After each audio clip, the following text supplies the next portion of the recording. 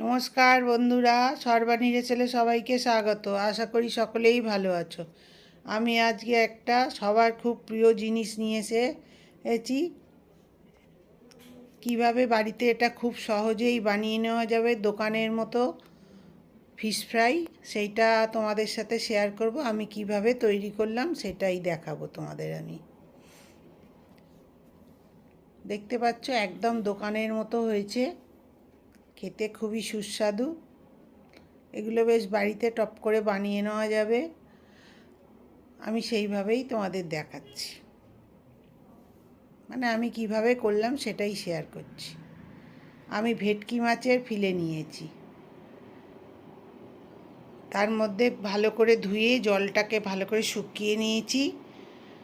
নিয়ে তার মধ্যে একটু গোলমরিচ, লবণ আর পাতিলেবুর রস দিয়ে মাখিয়ে একটু ম্যারিনেট করে রাখতে হবে। অল্প অল্পই দিচ্ছি, যেটুকুনি প্রয়োজন সেটুকুনি দিতে হবে। দিয়ে এটাকে ভালো করে মাখিয়ে রেখে দিতে হবে। তারপরে এর একটা মশলা তৈরি করব। কোটিংটার জন্যে মশলা তৈরি করতে হবে একটা।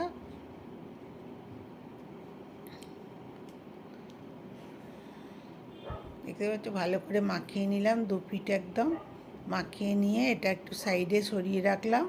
বেশিক্ষণ লাগে না, 10-15 মিনিটের মতো এরকম মাখিয়ে রেখে দিলাম। আমি 7টা ফিলে নিয়েছি, ভেটকি মাছের 7টা ফিলে নিয়েছি আমি 7টার পরিমাণ মতো সব কিছু তোমাদের দেখাবো।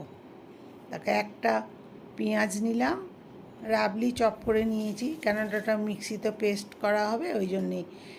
এই একটা পেঁয়াজ নিলাম, 12 কোয়া রসুন, 4টে কাঁচা লঙ্কা,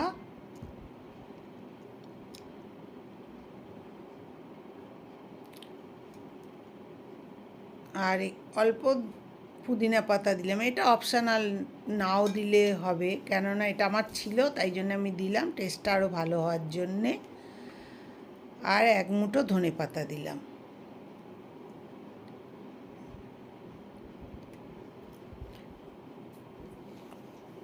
তারপরে তো স্বাদ মতো লবণ, নর্মাল যে লবণটা আমরা খাই সেটা দিচ্ছি। তারপরে একটু বিট লবণ দিতে হবে। কালারটা যাতে ঠিক থাকে তার জন্যেই লেবুর রস তো দিতেই হবে, আর একটু অল্প হালকা চিনি দেবো। অল্প 2-4 দানা চিনি দিলাম, আর 1 চিল লেবুর রস ওর মধ্যে দিয়ে দিলাম। দিয়ে এটা একটা মিহি পেস্ট তৈরি করতে হবে।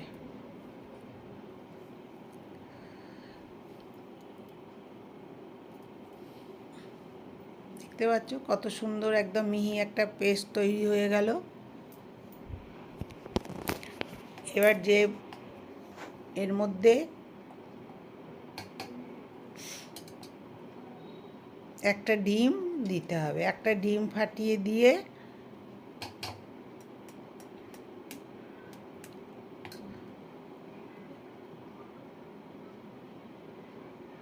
আর 2 চামচ ময়দা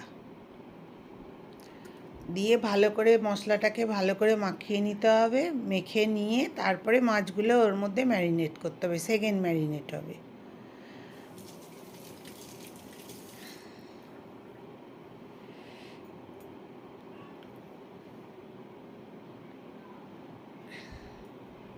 আমার ভিডিও যদি তোমাদের ভালো লাগে আর নতুন বন্ধু যদি এসে থাকো, তাহলে প্লিজ আমার চ্যানেলটা সাবস্ক্রাইব করে দিও ইউটিউব থেকে দেখলে, আর পাশের বেল আইকনটা টিপে দিও, যাতে আমি কোনো নতুন ভিডিও দিলেই তোমাদের কাছে নোটিফিকেশান চলে যায়।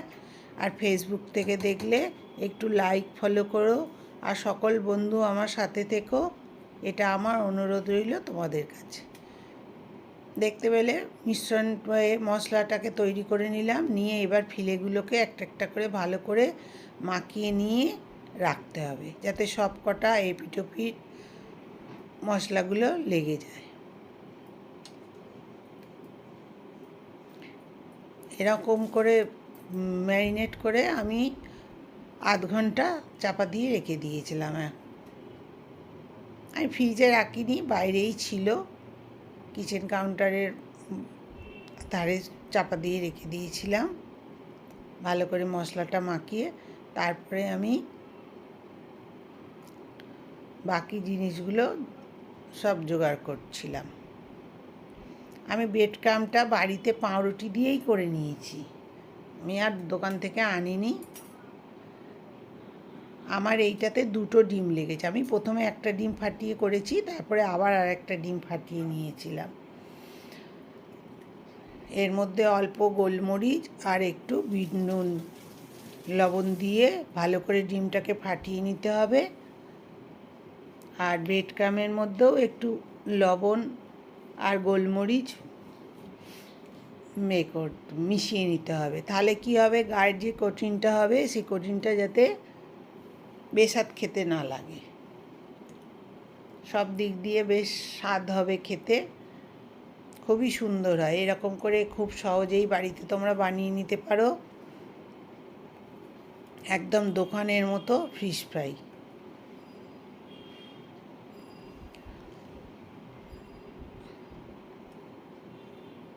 দেখতে পাচ্ছ আমি কীরমভাবে করছি। আর ঝালের ব্যাপারটা গোলমরিচই বলো কাঁচা লঙ্কাই বলো, যে যেমন ঝাল খেতে পছন্দ করে সেই অনুযায়ী ঝাল দিতে হবে। আমি 7টা পিলের মধ্যে 4টে লঙ্কা মাত্র দিয়েছি, আমার ওই রকম ঝাল হলেই হয়ে যাবে। অনেকে আবার খুব ঝাল ঝাল খেতে পারে, দোকানেও তো আছে বলো না, এক একটা দোকান থেকে কিনলে কীরকম ঝাল লেগে যায় একদম ফিশ ফ্রাই খেতে গিয়ে।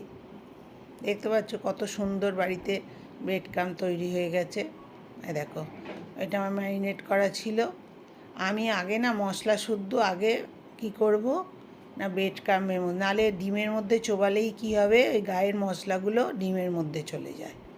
ওই জন্যে আমি আগে ব্রেড ক্রাম্ব দিয়ে একবার কোট করে নিচ্ছি, নিয়ে তারপরে ডিমের মধ্যে দেব, ডিমের মধ্যে দিয়ে আবার ব্রেড ক্রাম্ব দেবো।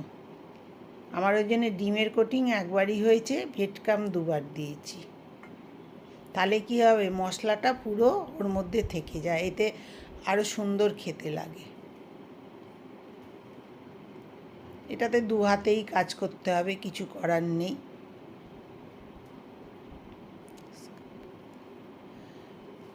ভালো করে চেপে চেপে ব্রেড ক্রাম্বটা লাগিয়ে নিতে হবে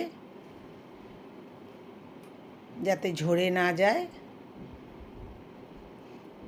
এটা তুমি তৈরি করে নিয়েই ভেজেই খেতে পারো, তোমাকে এটা করে রেখে দেওয়ার কোনো দরকার নেই।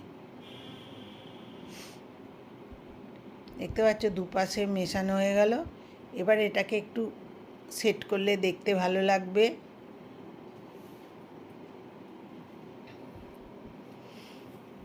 নালে ধারগুলো ফাটা ফাটা মতো হয়ে থাকবে, তাই জন্যে আমি কিচেন কাউন্টারের ওপরে ওটাকে নাবালাম, নিচে নাবিয়ে নিয়ে এটা তোমরা বাড়িতে একটু চওড়া ফলার ছুরি থাকলে ছুরি দিয়েও এটা ঠিক করে নিতে পারো। আমার কাছে এই স্ক্র্যাপারটা ছিল, তাই জন্যে আমি ওইটা দিয়ে চেপে চেপে নিলাম। এরম উপর দিয়ে নিচটা তো স্ল্যাবের চাপ পড়ছেই, আর ওপর দিয়ে একটু এরকম করে চেপে চেপে দিলে আর ধারগুলো এরকম করে এক হাতে ধরতে হবে, নাহলে কিন্তু এটা হবে না। তাহলেই একদম দোকানের মতো পরিষ্কার এরকম গাটা এসে যাবে।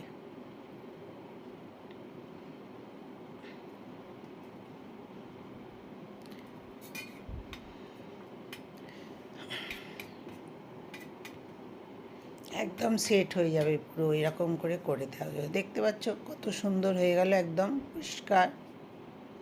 ইচ্ছে করলে এটা তুমি আগের থেকেও করে রেখে দিতে পারো ফ্রিজে, যে আমি এখন করে রাখলাম সকালের দিকে, বিকালে আমি ভাজবো এটা। ধরো বাড়িতে কোনো অতিথি এলো, তাদের ভেজে দিলে, কিংবা নিজেরাও তোমার সন্ধেবেলা স্ন্যাক্স হিসাবে খেলে। সবাই তো পছন্দ করে ফিশ ফ্রাই খেতে, খুব কম লোকই আছে যারা পছন্দ করে না।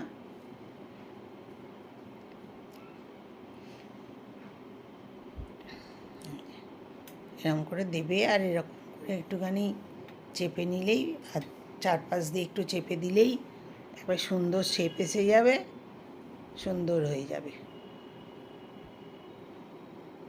আমার সব কটাই প্রায় হয়ে গেল, এবার লাস্টেরটা হচ্ছে।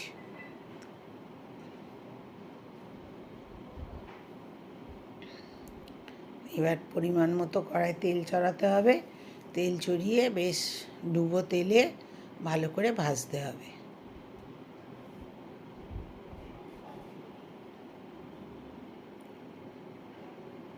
লাস্টে ব্রেড ক্রাম্বটা তো শেষের বেলায় কমে গেছে, ওই জন্য হাতে করে একটুখানি দিয়ে দিলাম।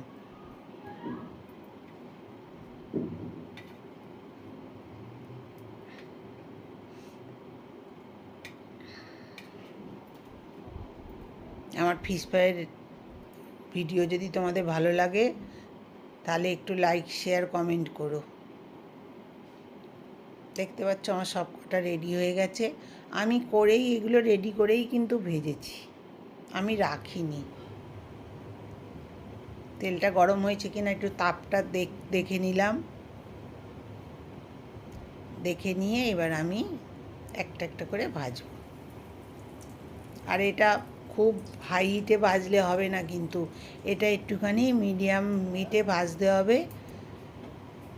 হাই হিটে ভাজলেই পুড়ে যাবে, ভেতরটা হবে না, কাঁচা থেকে যাবে, আর ওপরটা একদম পোড়া হয়ে যাবে, তখন খেতে ভালো লাগবে না। কিন্তু এরকম করে ভাজো যদি, ওপরটা পুরো ক্রাঞ্চি হবে আর ভেতরটা তো একদম সুন্দর মাছের পুর, একদম মশলা খুব সুন্দর থাকবে একদম।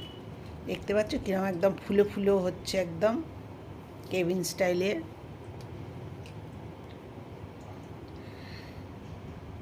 খুবই সুন্দর খেতে হয়েছিল। আমার ছেলে তো বললো, মা একদম ফাটাফাটি হয়েছে খেতে ফিশ ফ্রাইগুলো। আমি এরমভাবেই তৈরি করি। এর আগের বার করলাম যখন, আমি ভিডিও করিনি, তাই জন্য এইবারে আবার একটু ভিডিও করলাম তোমাদের সাথে শেয়ার করব বলে, কিভাবে ফিশ ফ্রাই বানাচ্ছি আমি। এরকম করে সব একটা একটা করে আমি সব ভেজে নিলাম।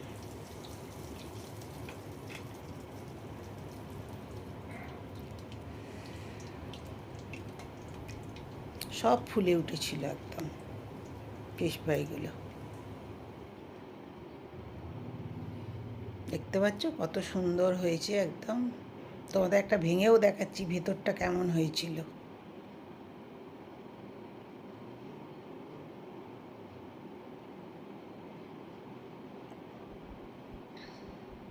গরম তো, ওই জন্য ভাঙতে একটু অসুবিধা হচ্ছে। দেখো পুরো মশলাগুলো রয়েছে, মাছ ভর্তি, আবার একদম ফুলো ফাঁপা হয়েছে একদম।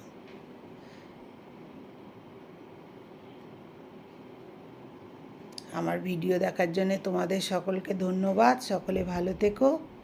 আবার আমি হাজির হয়ে যাব নতুন কোনো ভিডিও নিয়ে তোমাদের কাছে, তখন আবার তোমাদের সাথে আমার কথা হবে।